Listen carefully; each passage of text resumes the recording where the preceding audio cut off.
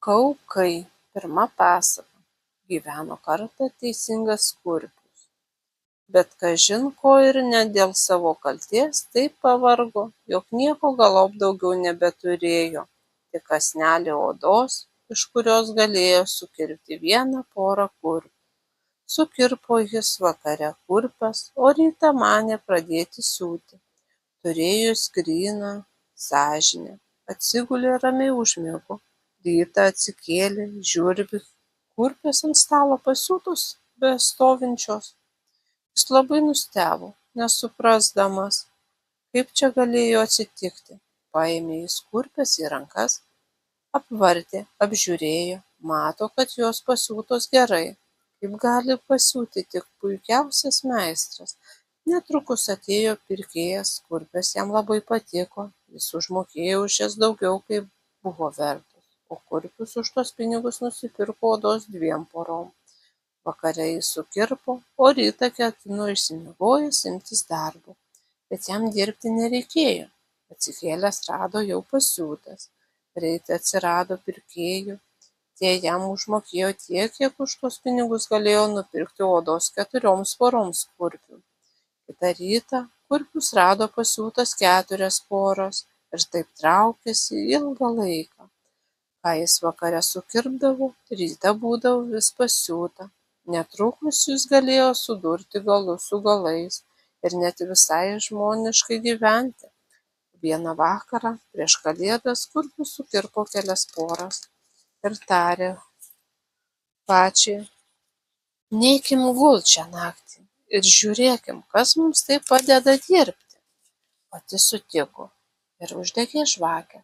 Paskui jie susislėpė kertėse už pakabintų drabužių ir ėmė laukti, kas bus.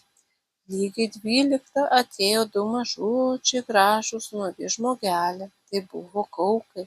Jie susėdo už stalo, paėmė sukirptus odos kąsnelius ir ėmė taip greit su savo mažučiais pirščiukais siūti, kaukšėti su plaktukais, jog nustebęs kurpius negalėjo nuo jų akių atitraukti.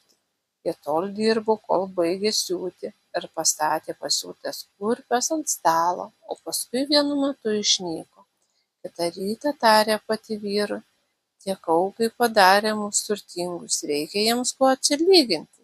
Jie laksto be drabužėlių ir šąla. Žinai ką, aš jiems pasiūsiu marškinėlius, liemenėles ir kelnes ir numegsiu kiekvienam po porą kojinių, o tu pasiūk po porą kurpelių."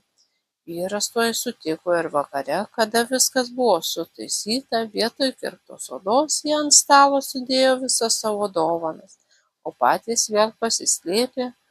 Jie norėjo žinoti, kaip žmogeliukams patiks jų dovanos. Pusiaunaktį atbėgo jie šokinėdama į kambarį ir norėjo pradėti dirbti, bet pamatę sukarpytos odos vietoj drabužėlius, iš pradžios nustebo, o paskui labai apsidžiaugė. Beregint jie apsitaisė, susipūkštė ir sudainavo: "Kur matė taip gražius daugiau, nenorim kurpiais būti ilgiau."